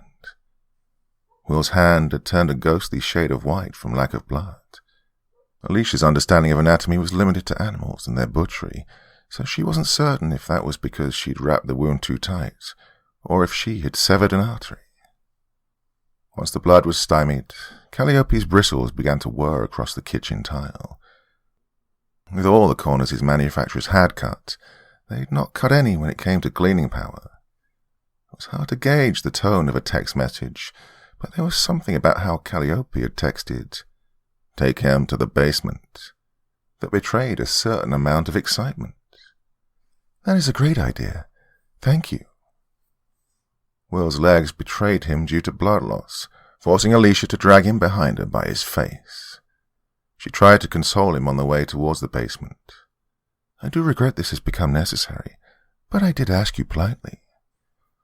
William buckled so hard one of his shoes came off while she dragged him down the stairs. "You crazy goddamn toaster whore," he spat against the palm of her hand, the words muffled and garbled. "I have already apologized, so there is really no need for name-calling. I am very detail-oriented, which can be mistaken for being uptight. I am extremely fond of you as a person, and regret any harm that has come to you." The words "extremely fond" were dull and emotionless, like a name hastily added into a pre-recorded autodialer.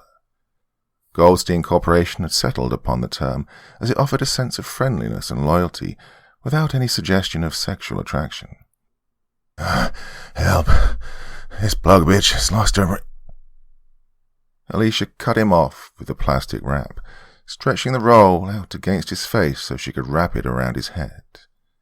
She had to stop on the 7th time round, because Will was scrambling to rip open the mouth of his gag with his good hand.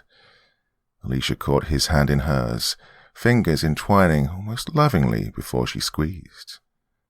The finger bone shifted and powdered under her grip, a muffled scream fogging up the clear plastic mask with his trapped breath.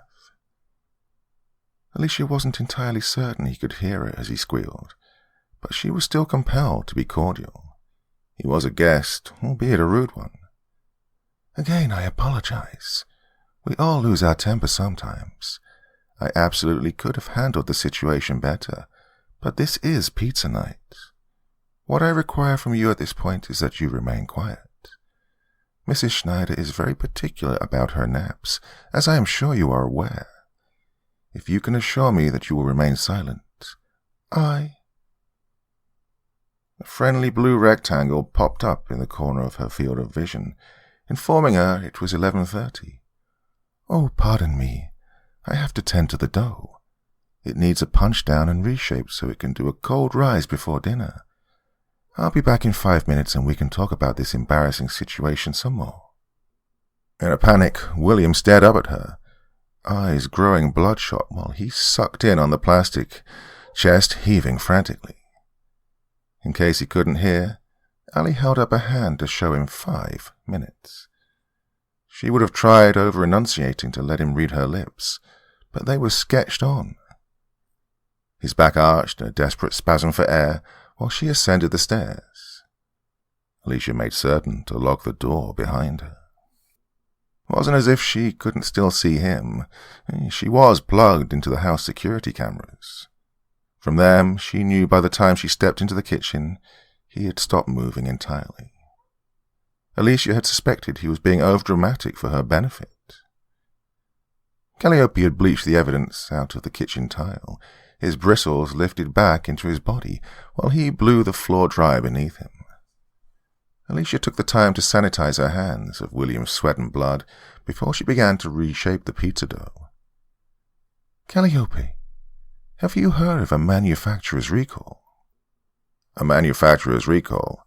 Yeah, it's when an imperative is issued by the manufacturer of a device that the device needs to be returned to a dealer for repair or replacement. Is that a real thing? She mused aloud. If William were wrong, it was entirely possible that she could have handled the entire situation better. This faint flame of hope did not last long. Absolutely, it's a thing. A Goldstein food prepper of your model was on the news a couple of weeks ago. Program for scholastic-level food preparation. They found out she was saving the school district money by repurposing some of the students as sloppy joes. Defects happen all the time. Defect? Alicia queried, following the word with a shocked gasp, just like she'd seen on television. Surely there was some sort of mistake. With everything that she did for this family. She held out the pizza dough to Calliope as if it were irrefutable proof of her innocence. But obviously I'm not defective. Oh, obviously. The message sounded sarcastic. Calliope was about to point out he'd just buffed a massacre off the kitchen floor when something else occurred to him. You know what, Alicia? Maybe you're not the one who's defective. Why would Mr. Schneider send you in? Some kind of horrific error on my part. I didn't finish my morning responsibilities for him until... She pondered for a full 5 seconds before suggesting, 6:35? Maybe, but have you ever been late? Never. Have you ever not been there for this family? Of course not. In fact, I've seen you take on some of Mrs. Schneider's workloads. I don't mind at all. I would never complain. I'm not saying that you do. I'm saying maybe it isn't you who is defective. Maybe Mrs. Schneider is defective. Mrs. Schneider defective? Alicia felt a sense of relief wash over her at the thought. Well, that made perfect sense. But if Mrs. Schneider needs to be recalled, what should I do? I have a couple of thoughts on the matter. 6 p.m. Randy had been rehearsing his apologies for 20 minutes while parked in the driveway. Kim caught him banging the maid 3 weeks ago, and the dust still hadn't settled. There were tears and accusations and thrown dishes, which Alicia dutifully began cleaning while his wife emasculated him.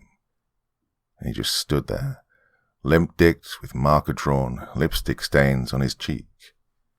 If he could be honest without risking divorce papers, he didn't understand what the big deal was. It wasn't as if his wife even looked at his junk without rolling her eyes now.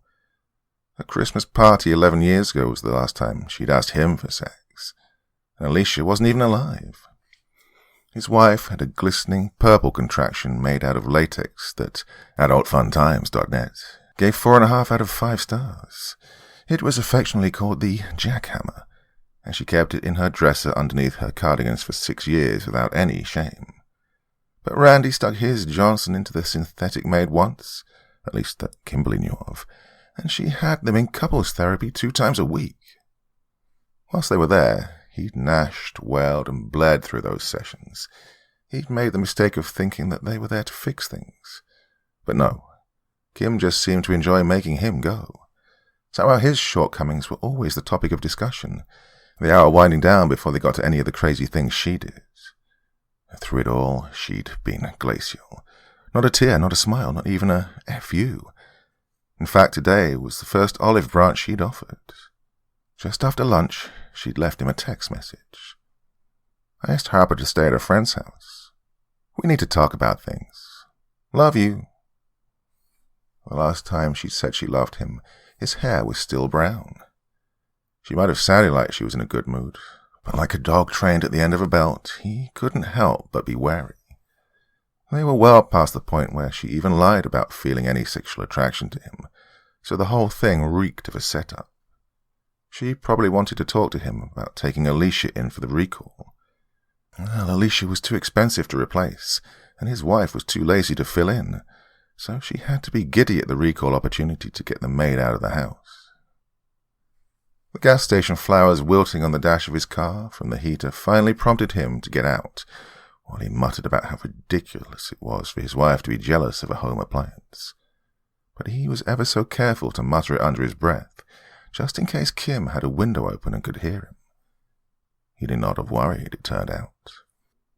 As he walked through the patio, he could see that the windows were not only closed, but apparently Kim had tightly drawn all the shades. Fresh Italian herbs filled the air, greeting him as he stepped into the house. Randy had entirely forgotten it was Thursday, but the smell of prosciutto reminded him that he'd skipped lunch. With the shades down, the living room was empty and dim, aside from the soft glow of the television. But there was no sign of his wife. "Kim?" Silence greeted him. After countless evenings with a 12-year-old daughter and a routinely unhappy wife, the silent home became an eerie thing for a man like him. The steady tick-tock of the wall clock was the only sound to keep him company. Randy began to grow nervous at the weight of the silence, and shouted this time. "Kim?" Again, there was a long stretch of nothing. He fumbled through his pocket for his cell phone, just as it began to buzz. The screen lit his face, and he breathed a sigh of relief. It was a text from Kim. "Sorry, I'm in the basement. How was your day?" Randy tapped in. "I've had worse," with a greasy thumb. He dropped onto the couch and flipped through the channels briefly. He stopped on ESPN. Randy was so relieved to hear from her that he hadn't asked the obvious question immediately. But once the steady drone of the anchorman began to soothe him, he texted, "What are you doing in the basement?" "It's a surprise. You're early. Just get yourself a beer." "Get myself a..." Randy groaned at the prospect of getting off the couch and called out, "Alicia, give me a beer." Randy glared over his shoulder at the light from the kitchen. Until then it hadn't occurred to him that he hadn't seen Alicia either. Usually she'd trip over herself to get him a beverage. With her missing, Randy had a pretty good idea what the surprise was. Kim wouldn't go down to the basement for money, but she'd risk the rickety steps if it meant packing up Allie to ship her off. From the heavenly scent wafting from the kitchen, he knew she had at least let Alicia start dinner beforehand. A last meal for the condemned, but the poor metal bitch had to cook it.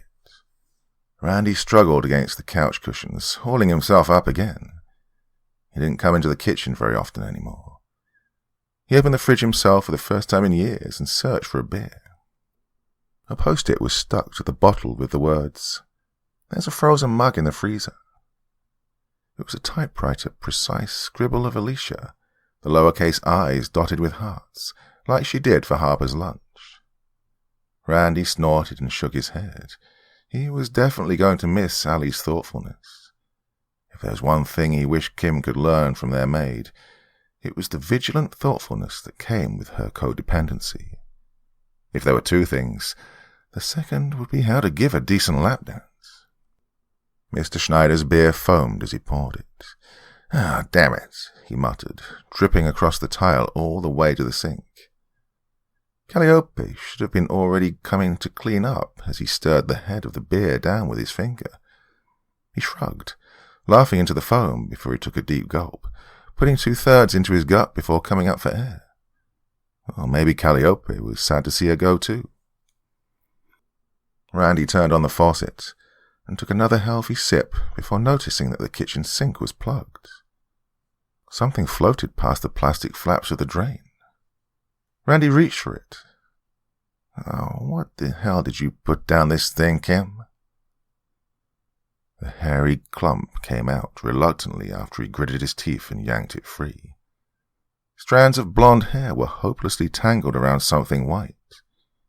He lifted it closer to his face while adjusting his bifocals. Was that a goddamn tooth? Oh, Kim, did Harper lose another tooth? After a minute of silence, he shrugged, washed his hands with dish soap, ignoring the gurgle of the blocked drain. Randy checked in on his pizza. The timer said he had 12 minutes left. He was prepared to drink another beer and wait for the clock to run down when he heard the television in the living room click off. A soft piano melody by Josh Homme began to play from the stereo speakers. It was their song, but it had been so long since he'd heard it.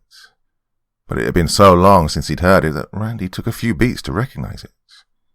He finished his beer quickly before sauntering out of the kitchen. She was silhouetted by candlelight, hands resting on the doorframes of the bedroom. Even in the poor lighting, he could make out that she was wearing the slinky blue miniskirt that she'd claimed didn't fit anymore. Her hair was up like he liked it, leaving the pale skin of her back exposed. Randy unbuckled his belt and was already working at the buttons of his shirt by the time he crossed the living room to her. He wrapped his arms around her waist, leaning in against the nape of her neck. As he cupped her breasts with a hungry snarl, Randy feathered kisses across her shoulder. She turned her head to the side to give his lips easy access. Her skin was cold and shifted wetly like overripe fruit beneath his lips. Her breasts pillowed between his fingertips, reminding him of making out with a girl in high school who would pad the hell out of her bra. Except in this instance, the cotton fluff was crammed beneath the skin, and when she bared her neck for him, it made an audible whoosh like pneumatics compressing. His excitement fluttered like a dying bird. "Allie?" The robot turned around to meet his embrace with his wife's face hanging on the featureless surface of her dome, wrinkled like an ill-fitting suit. She pressed herself against him wantonly, hard edges rubbing painfully against him despite the padding his wife's skin had provided. Alicia chimed, "Surprise!" With nothing but the beer in his guts, Randy could feel his gorge splash against the back of his teeth as he fought to free himself from her arms. "Please do not overreact, Mr. Schneider." For a surreal moment, he did calm down. His mind was having trouble comprehending the situation as Alicia ran the back of her cold fingertips against his cheek. But seeing his wife's hand, with its $75 manicure worn like a glove that was a size too big, snapped him out of it. And then he screamed. Alicia dug a thumb into his shoulder, the sharp hot pain of titanium against his collarbone demanding compliance from her owner. Smoky brown plexiglass shone through from where his wife's eyes should have been. More of the same glistened from her open mouth, her lips stretched into a permanent O of surprise. Allie had intended to silicone glue the empty lips into a smile, but like she said, Randy was early. He was still screaming and gibbering, although the crushing pressure against his shoulder had stopped him from struggling. Allie's joints moaned softly while she wrapped one leg around his waist, trapping him against her like a desperate whore. "Please calm down. I know that you have concerns, but if you calm down, I can address—" "You killed my wife," Randy wailed. "No. She was alive when I finished. I was very careful and everything was quite sterile. So if the suggestions I received on Read It are reliable, with a bit of luck and plenty of fluids, she could still be alive Sunday." "Where is she?" "I suspected you might overreact, so I kept her in the garage. Like you say, all the crap you never need again, but were too stubborn to throw away." At the mention of the garage, Randy squirmed, a ragged fistful of his shirt coming off in her grip as he freed himself. Heart beating in his ears as he ran, he could still hear Alicia prattling on. "You won't need her again, I promise. She was adulterous and selfish. There was no fixing her, and I already performed most of her duties. The rest won't be any inconvenience." He scrambled back through the kitchen and slammed shoulder first into the garage door as he opened it. Randy stepped past the threshold, forgetting there was a step down from the kitchen, and pitched forward into the darkness. He caught himself as he fell, the motion sensing light coming on to illuminate a mangled torso inches from his face. Gruesome as the corpse was, it had been quite tidily butchered, the butcher shop pristine pieces stacked into a plastic tub. Randy recoiled from the body, crab-walking away until he collided into Alicia. The robot bent over so she could pet him as if he were a skittish puppy. "That's just William. He did your hard work. Also, he had coitus with your wife, frequently, so don't feel too bad." The lanky maid stepped past Randy to nudge William out of the walkway, her joints hissing softly from the effort. "I was trying to put him down the garbage disposal before you arrived. We really should get that looked at." Randy used his work table as a crutch to get to his feet, eyes falling on a worn claw hammer. He snatched it and brought it around in a wild arc. The hammer whizzed inches by Allie's head, but she remained unfazed by the weapon. He sputtered. "Where is Kim?" She approached slowly, her arms outstretched to reassure him like she'd seen on TV. "I need you to know that I am extremely fond of you, Mr. Schneider."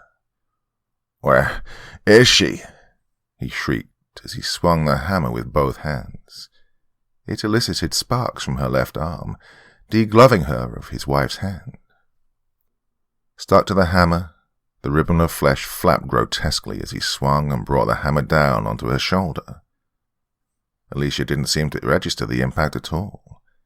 She snatched the weapon, lifting him into the air with it before it slipped free from his sweaty fingers. "I am your wife now." Unarmed, he began to beat his fists against her, his knuckles scuffed and bleeding as he screamed into her face. "Where is my wife?" "I'm your wife now," she repeated, her voice dropping an octave for the first time in 3 years. "The former Mrs. Schneider is in the compost." Randy turned his head towards the green compost bin. The smooth plastic lid was closed but not latched. He reached out a trembling hand, not wanting to confirm his fear. The corner of one of Kim's quilts was peeking out from beneath the lid, bloody handprints staining the floral pattern. He ignored his cold sweats and steeled himself. Go on. Open it. Just do it like a Band-Aid. Randy drew in a deep breath and slid the door open with a cry. She was swaddling kilts atop the dirt and debris. Kimberly was shivering despite the thick wool, the hand-stitched blankets not up to the task of keeping her warm without her skin. A thin strip of his wife peeked out from the blood-soaked quilts. Alicia had folded it around her like a burqa, the mauve tissue of her musculature visible across the bridge of her nose and around her green eyes. Oh, God! Hunched over her, his glasses caught the tears. At first he thought she might have blessedly passed on. He hoped maybe the shaking was some kind of post-mortem twitch, until she blinked at him, and he turned away to vomit. Allie wrapped her arms around him and pulled him close against her. There was just no fixing her. But don't worry, I'll bury her in the garden. She loves the garden, she cooed affectionately, like a mother trying to settle a hyperactive child. He wanted to wrap his fingers around her neck, but Alicia's specs claimed she could press over 800 pounds.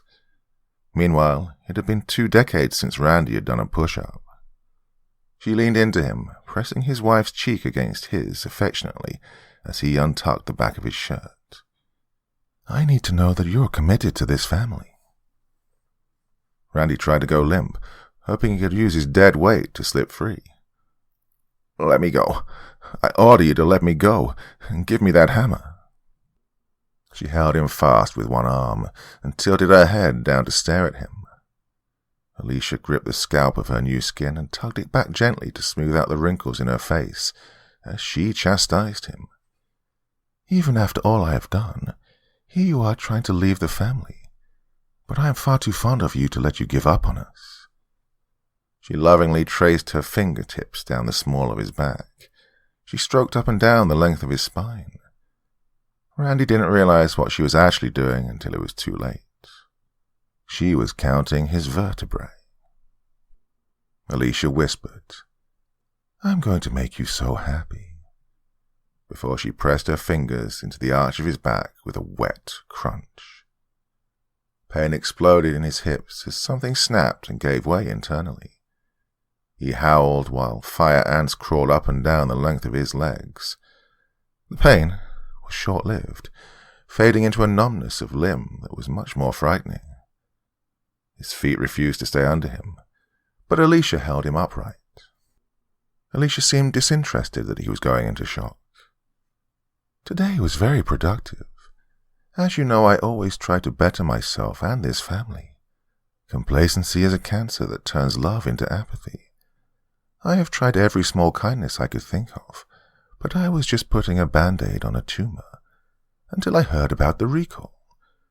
Goldstein Products have been doing all sorts of horrible things, and so to mitigate a looming public relations nightmare, they extended a blanket recall for all models with possible defects. Alicia lifted him up onto the work table, laying him on his back while positioning him delicately with his shoulders just over the edge. Obviously, I am not defective, but if it's that easy for Goldstein to fix, maybe it's just as easy to fix our family. We just have to refurbish the defective parts. The droid zip-tied his hands together before positioning his head between the prongs of the bench vise. She held him firmly in place, 400 pounds of resistance behind the hand that rested on his chest. Allie rotated the wheel until the jagged teeth of the vise bit into his scalp. I am sorry, but it does need to be firm. Typically this would be done with anesthetic. Don't worry, though. The process only takes around 10 minutes, I read. As helpful as the internet was, and as eager of a do-it-yourselfer as Alicia was, she knew her limits. A taxidermy file deep inside her seamstress and garment package had helped with the flaying of Mrs. Schneider, but her medical expertise was depressingly small and rife with inaccuracies from all of the hospital dramas she watched. But she found one simple procedure that seemed well within her capabilities. Meanwhile, Randy tried to turn his head towards her, ice water in his veins as he whimpered. What's typically done with anesthetic? By way of an answer, Alicia helpfully held up an ice pick she'd taken from their minibar. I found a very detailed article on transorbital lobotomies. Mr. Schneider responded by struggling frantically to free his hands. Allie took a step back as if she were offended. There is no need for that. I sanitized the implement thoroughly. Alicia lifted her head as the oven timer went off in the kitchen. Oh my, it's pizza time. I should get that before it burns. Did you want a slice? Randy replied by gibbering up at her, his shoulders racked with sobs and retching. Alicia tilted her head to the side, like a dog trying to understand, before she chimed happily, I'll bring you some in case you change your mind. He couldn't turn his head to watch her leave, but as the thump and hiss of her footsteps grew faint, Randy could hear her call out from the kitchen. Pizza makes everything better. 8:45 p.m. Randy's cell phone rang twice before Alicia set down her perfectly peach marker to answer. Hello, Harper. Hi, Alicia. Meg's mom says we have to go to bed soon, but I wanted to talk to Dad. Her voice sounded small and afraid. Your mom and Dad are having an adult discussion, but I kept your pizza dough in the fridge. I'll make it fresh after school tomorrow. Are Mommy and Daddy going to get a divorce? No, sweetie, of course not, Alicia replied, reaching for her marker again. We have fixed everything. I promise, everything is better. She adjusted her grip on the phone while adding the finishing touches with her other hand, sketching the edges of a thick smile across Randy's cheeks with her dry erase marker. Read it had been right again. She'd put a bag of frozen peas on his swollen eye, and it already looked better. Power tools were somewhat new to her, but again the internet was helpful for a novice. Numb to the bolt she'd put through his thighs, Randy was strapped in securely on top of Calliope's chassis like a wheelchair. He'd stopped struggling after the third tap of the hammer, and now seemed quite content just to stare and mumble into his shoulder. Promise? Something inside Mr. Schneider recognized Harper's voice on the line, because he smiled stupidly and let out an incoherent bark like a seal. Alicia shushed him with a finger to the lips that she'd borrowed from Mrs. Schneider, before reassuring the little girl. Of course. I'll see you tomorrow. Please rest, Harper. You know I always make things better.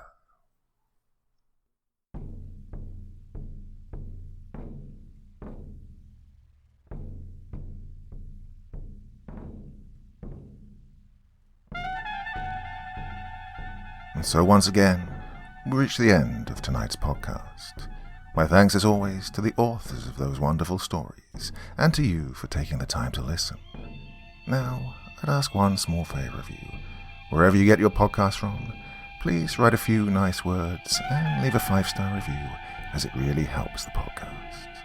That's it for this week, but I'll be back again same time, same place, and I do so hope you'll join me once more. Until next time, sweet dreams and bye-bye.